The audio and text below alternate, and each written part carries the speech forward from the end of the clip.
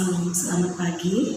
Kita bertemu di channel Suara Hati Yesus pada saat pagi hari ini. Saya percaya sukacita besar dari Tuhan melimpah dan menaungi kehidupan kita secara pribadi. Sebelum kita mendengarkan isi hati Tuhan pagi hari ini, kita berdoa dulu. Terima kasih Tuhan, kami rindu kuasa-Mu yang besar itu menaungi kami, menyertai kami, berikan kami hikmat, berikan kami kuasa ketika kami mendengarkan isi hati Tuhan, sehingga apa yang kami dengarkan kami boleh memahami dan mengenal Tuhan secara khusus. Biar lewat firman-Mu ini Tuhan Yesus, kami boleh dibangkitkan, dibangunkan, dikuatkan. Terpujilah nama Tuhan. Hanya dalam nama Tuhan Yesus Kristus kami berdoa dan mengucap syukur. Haleluya. Amin. Puji nama Tuhan, saudaraku. Pagi hari ini kita akan belajar firman Tuhan dari kisah Nehemia pasal yang kelima ayat 14 sampai dengan yang ke-19. Saya akan bacakan untuk kita sekalian. Kita boleh belajar firman Tuhan saat pagi hari ini. Semoga menjadi berkat bagi kita sekalian. Sikap Nehemia yang tidak mencari keuntungan. Ayat yang ke-14 dimulai. Pula sejak aku diangkat sebagai bupati di tanah Yehuda, yakni dari tahun ke-20 sampai tahun ke-32 pemerintahan Artasasta, jadi 12 tahun lamanya, aku dan saudara-saudaraku tidak pernah mengambil pembagian yang menjadi hak bupati. Tetapi para bupati yang sebelumnya, yang mendahului aku, sangat memberatkan beban rakyat. Bupati-bupati itu mengambil dari mereka 40 sikal perak sehari untuk bahan makanan dan anggur. Bahkan anak buah mereka merajalela atas rakyat. Tetapi aku tidak berbuat demikian karena takut akan Allah. Aku pun memulai pekerjaan tembok itu, walaupun aku tidak memperoleh ladang, dan semua anak buahku dikumpulkan di sana khusus untuk pekerjaan itu. Duduk pada mejaku orang-orang Yahudi dan para penguasa 150 orang, selain mereka yang datang kepada kami dari bangsa-bangsa sekeliling kami. Yang disediakan sehari atas tanggunganku ialah seekor lembu, 6 ekor kambing domba yang terpilih, dan beberapa ekor unggas, dan bermacam-macam anggur dengan berlimpah-limpah setiap 10 hari. Namun dengan semuanya itu aku tidak menuntut pembagian yang menjadi hak bupati, karena pekerjaan itu sangat menekan rakyat. Ya Allahku, demi kesejahteraanku, ingatlah segala yang kubuat untuk bangsa ini. Sesuatu yang sangat luar biasa yang bisa menggoyahkan hati kita melihat kisah dari Nehemia pada pasal yang kelima ayat 14 sampai dengan yang ke-19 ini. Saya sangat tertarik sekali, saya sangat takjub sekali melihat Nehemia yang benar-benar berkomitmen di hadapan Tuhan. Judul firman Tuhan hari ini saya buat atau saya nyatakan sebagai kebenaran firman Tuhan yang boleh menjadi berkat bagi kita pada pagi hari ini adalah tipe hamba yang benar. Tipe hamba yang benar. Saya mengambil ada beberapa hal bahwa Nehemia merupakan tipe hamba yang benar. Yang pertama adalah lebih mementingkan kepentingan orang lain atau orang banyak daripada dirinya sendiri. Banyak sekali orang sekarang ketika dia berkuasa, ketika dia menjadi seorang pemimpin, yang ada, yang hadir, yang nyata dalam hidupnya adalah menguasai, memonopoli, dan suka-sukanya untuk bertindak apapun. Kita boleh belajar, baikkah kita sebagai bos dalam pekerjaan, baik di gereja juga, ataupun kita yang ada di PT atau di pabrik atau di perkantoran atau apa saja yang kita boleh disebut sebagai atasan atau bos. Kita boleh belajar pada pagi hari ini lewat kehidupan daripada Nehemia yang benar-benar menunjukkan satu kepribadian yang sangat Tuhan senangi, yang sangat Tuhan hargai, yaitu tipe sebagai hamba yang benar. Kita sudah membaca tadi ayat 14 sampai 19. Berbeda sekali karakter atau sikap dari Nehemia dengan para bupati yang sebelumnya. Para bupati yang lain sebelum dari Nehemia, coba kita perhatikan di situ apa yang terjadi. Para bupati itu mementingkan dirinya sendiri untuk memperkaya dirinya sendiri. Tetapi coba kita lihat bahwa Nehemia sebelum ayat-ayat sebelumnya atau pasal sebelumnya kita boleh baca di situ keadaan dari orang-orang Yahudi, keadaan bangsanya pada waktu itu benar-benar sangat-sangat parah sekali. Keadaan ekonomi mereka semuanya terjual, semuanya tergade, sehingga mereka sangat susah sekali kehidupannya. Tuhan sebenarnya tidak tutup mata, tetapi kalau kita melihat kesempatan-kesempatan yang diberikan Tuhan dengan keadaan pemimpin yang tidak takut kepada Tuhan sebelum Nehemia, para bupati yang tidak mau tahu dengan keberadaan orang lain.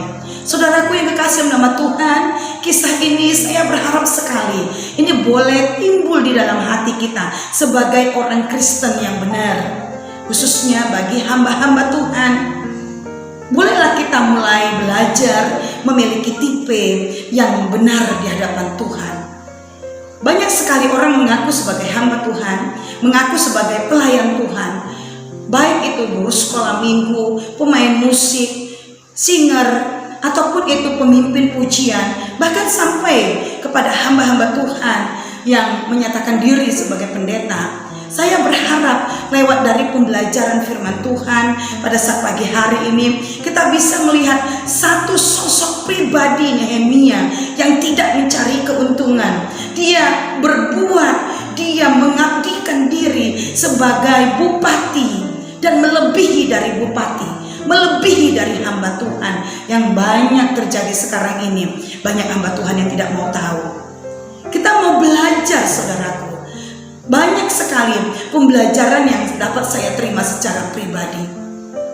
Kesempatan untuk mementingkan diri sendiri, kesempatan untuk memperkaya diri sendiri, sangat besar sekali peluangnya untuk Nehemia. Tetapi coba perhatikan saudaraku, kesempatan yang buruk itu, kesempatan yang jelek itu diabaikannya, dan dia tidak mau terjerumus ke hal itu. Saudara, dalam pelayanan kita ada banyak hal yang harus kita perhatikan, saudaraku. Ada banyak sekali jemaat-jemaat kita yang memerlukan Tuhan, yang memerlukan kehadiran sebagai hamba Tuhan yang benar, untuk menjadi percontohan, untuk menjadi teladan kehidupan kita. Bukan hanya kita nyap-nyap di atas mimbar, tetapi kita bisa mengekspresikannya, menyatakannya kepada setiap sidang jemaat Tuhan atau kepada setiap orang. Kita boleh memberikan Yesus Kristus itu sebagai jawaban satu-satunya. Terlebih khusus kita harus menjadi teladan, sehingga banyak orang akan tertarik kepada Tuhan lewat pelayanan kita, lewat perkataan kita. Itu yang disampaikan oleh Nehemia dalam hidupnya, sehingga orang banyak tertarik dengan keberadaan Nehemia. Saudaraku, hal yang sangat menakjubkan Tuhan pada waktu itu, ketika saya baca kisah ini beberapa tahun ini, luar biasa saudaraku. Saya sangat dibangkitkan untuk kita boleh menjadi Nehemia akhir zaman yang sangat memperhatikan orang lain. Saya teringat dengan perkataan Yesus. Yesus sampaikan, ketika aku tidak punya pakaian, kau di mana? Ketika aku haus, kau di mana? Ketika aku lapar, kau di mana? Itu yang dilakukan oleh Nehemia, saudaraku. Ketika saudara-saudaranya merasakan hal ketidakadilan, dan dia punya satu kerinduan ketika dia menjadi seorang penguasa, Dia akan berlaku adil. Saudara, ayo kita berjuang untuk menyatakan keadilan bagi siapapun yang kita pimpin, sehingga Tuhan bertata dalam kepemimpinan kita. Ada banyak hal yang harus kita perbaiki dalam hidup ini. Kalau kita masih hanya mementingkan diri sendiri, kalau kita masih hanya ego kita yang besar, saya yakin kita tidak bisa maju. Kita tidak bisa menjadi tipe pemimpin atau tipe hamba yang baik. Hamba itu, saudaraku, memang harus menjadikan kita satu momok yang sangat disukai oleh orang lain. Tipe-tipe pada akhir zaman ini, tipe sebagai seorang hamba banyak sekali melenceng dari kebenaran firman Tuhan. Banyak sekali kita hanya mementingkan diri sendiri, hanya manis di bibir saja bicara, ini untuk pekerjaan Tuhan, tetapi sebenarnya untuk memperkaya diri sendiri. Saya rindu kali, saudaraku, untuk kita boleh hidup di dalam kebenaran Tuhan. Lewat dari Nehemia ini, kita belajar untuk boleh melihat kesempatan yang Tuhan berikan, kepercayaan yang Tuhan berikan sebagai apapun kita yang disebut sebagai pemimpin, seperti yang terjadi bagi hidup Nehemia, kita bisa kerjakan dengan benar di hadapan Tuhan. Yang kedua adalah tetap memiliki komitmen, takut akan Allah. Kita melihat dulu, kembali saya baca dari Nehemia 5 ayat 15 bagian yang D. Tetapi aku tidak berbuat demikian karena takut akan Allah. Bupati-bupati sebelumnya tadi sudah saya sampaikan melakukan bagaimana mereka supaya bisa kaya, bisa viral, bisa terkenal. Dan kesempatan itu mereka buat sebagai kesempatan yang besar untuk memperkaya diri. Dikatakan pada Nehemia 5 ayat 15D tadi itu, tetapi aku tidak berbuat demikian karena takut akan Allah. Yang kedua, tipe sebagai hamba yang benar adalah takut akan Allah. Kalau kita sebagai hamba ataupun kita sebagai pemimpin, coba perhatikan, saudaraku, kita harus takut sama Allah. Tetapi kalau kita tidak takut sama Allah, kita nggak bisa untuk mengalahkan apa yang ada di hati kita. Kita nggak bisa menguasai hidup kita, diri kita. Kita pasti jangan-jangan lebih serakah dari orang sebelumnya. Kita mau belajar. Apabila Nehemia memiliki karakter seperti para bupati sebelum dia, coba perhatikan, habis deh rakyat itu. Semuanya pasti berantakan. Wujud kemurahan Tuhan pun habis, tidak ada. Tetapi Nehemia benar-benar sangat-sangat melakukan seperti maunya Tuhan. Dia melihat satu kesempatan yang besar untuk dia boleh berbuat yang terbaik bagi Tuhan. Dia menyatakan dirinya untuk menjadi seorang hamba yang melayani rakyat atau orang Yahudi pada waktu itu. Tadi sudah saya singgung, banyak kali para pemimpin gayanya gaya bos.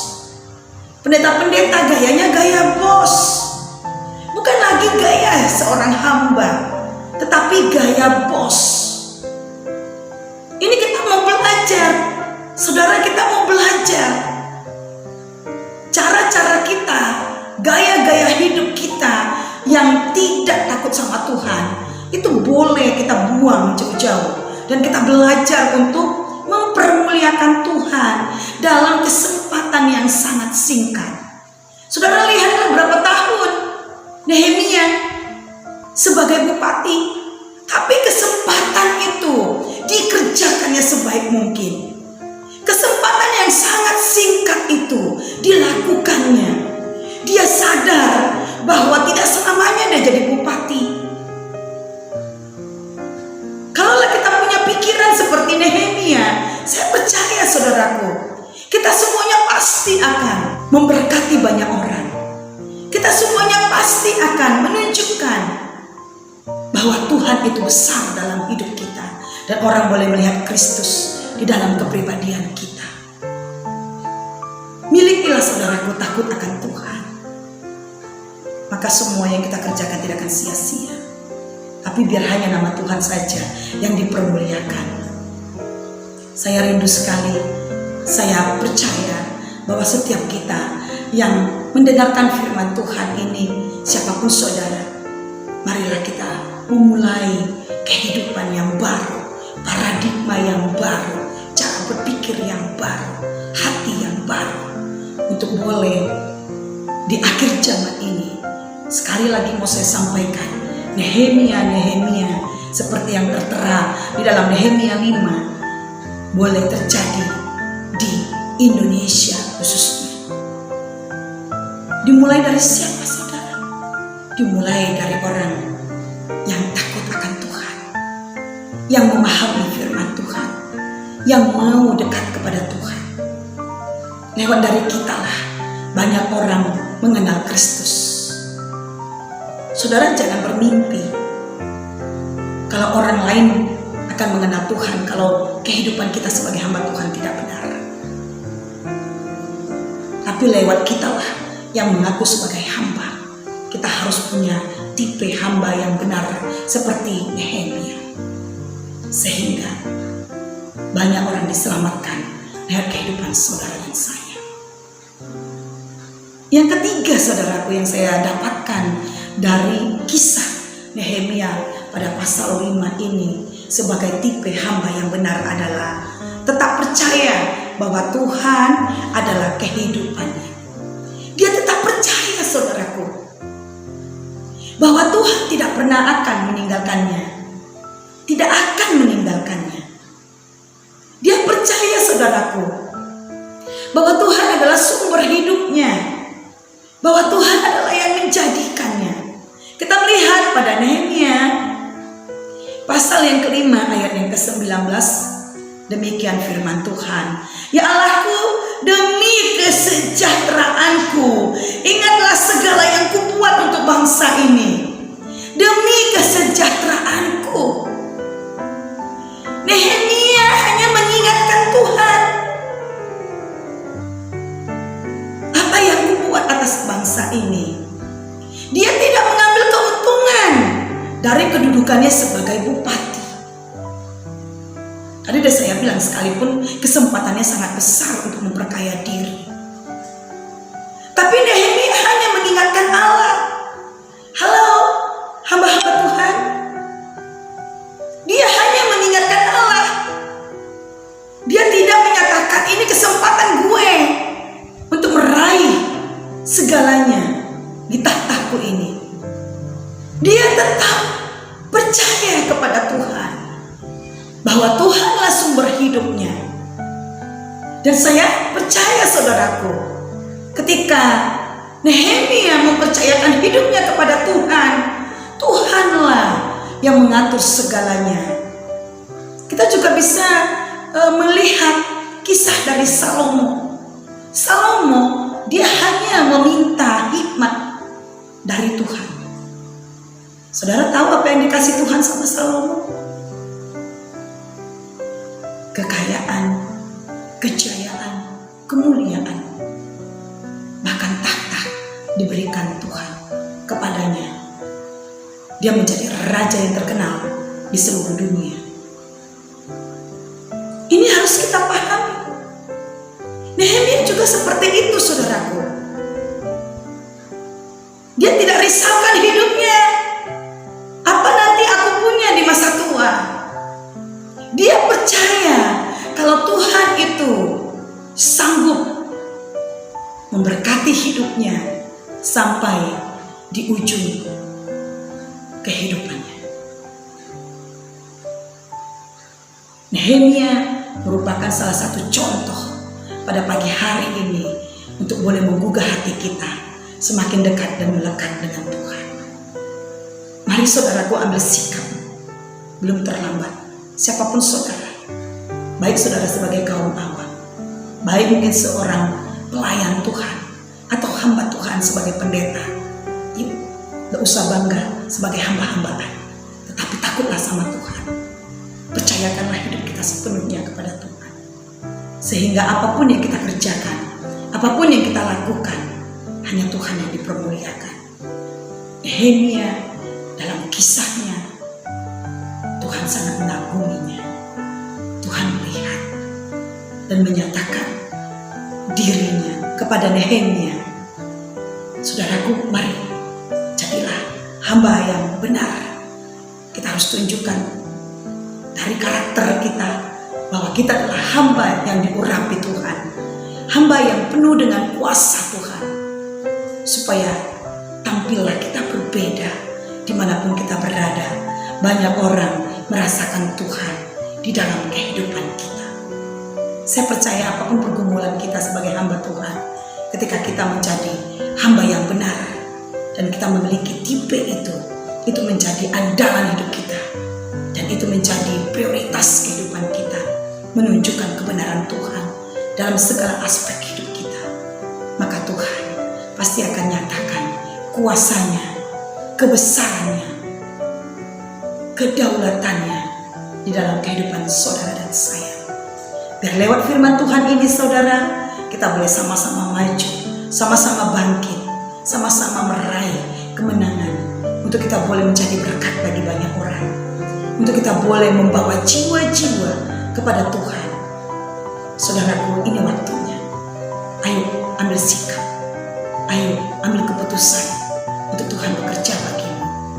Jangan mau tunggu besok, jangan tunggu sebentar nanti, tapi ini waktunya.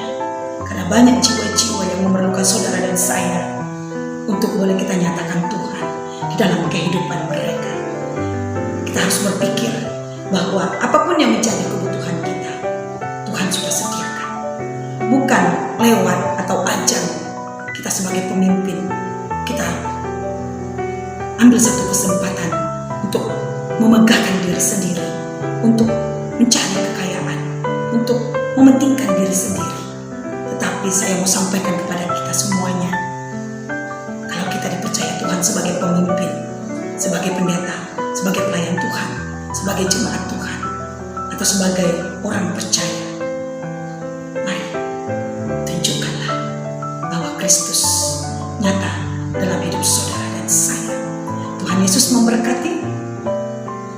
Selamat berjuang untuk menjadi hamba yang benar di hadapan Tuhan. Haleluya. Kita tundukkan kepala, kita berdoa. Terima kasih Tuhan, kami percaya, kami bangga kepada Tuhan, bahwa apa yang kami pelajari hari ini lewat firman-Mu, Nehemia boleh menggugah hati kami, untuk kami boleh belajar lebih takut kepada Tuhan, untuk kami boleh belajar percaya kepadamu, bahwa Kaulah kehidupan, dan kami boleh belajar menjadi berkat, menjadi teladan bagi banyak orang. Biarlah setiap yang mendengarkan channel ini Tuhan Yesus, mendengarkan firman Tuhan ini, boleh mereka dibangkitkan, dibangunkan siapapun mereka, sehingga kami boleh bersatu dalam roh untuk mengasihi Tuhan, untuk menyatakan diri Tuhan dimanapun kami berada, untuk Tuhan dipermuliakan. Terima kasih Bapa Surgawi, terpujilah Engkau sekarang sampai selama-lamanya. Hamba-Mu sangat terbatas, tapi hamba percaya Roh Kudus akan menyempurnakannya bagi setiap orang yang mendengarkan firman Tuhan yang hamba-Mu sampaikan. Biar nama-Mu dipermuliakan. Terpujilah nama-Mu Tuhan sekarang sampai selama-lamanya. Hanya di dalam nama Tuhan Yesus Kristus kami berdoa dan mengucap syukur. Haleluya. Amin. Saudaraku, puji nama Tuhan. Sampai di sini dulu pertemuan kita di channel Suara Hati Yesus saat pagi hari ini. Saya percaya biar lewat firman Tuhan yang kita dengarkan ini, saudara diberkati dan saudara mendapatkan sesuatu yang luar biasa dari Tuhan. Yuk maju bersama dengan Kristus. Selamat pagi, Tuhan Yesus memberkati. Bye-bye.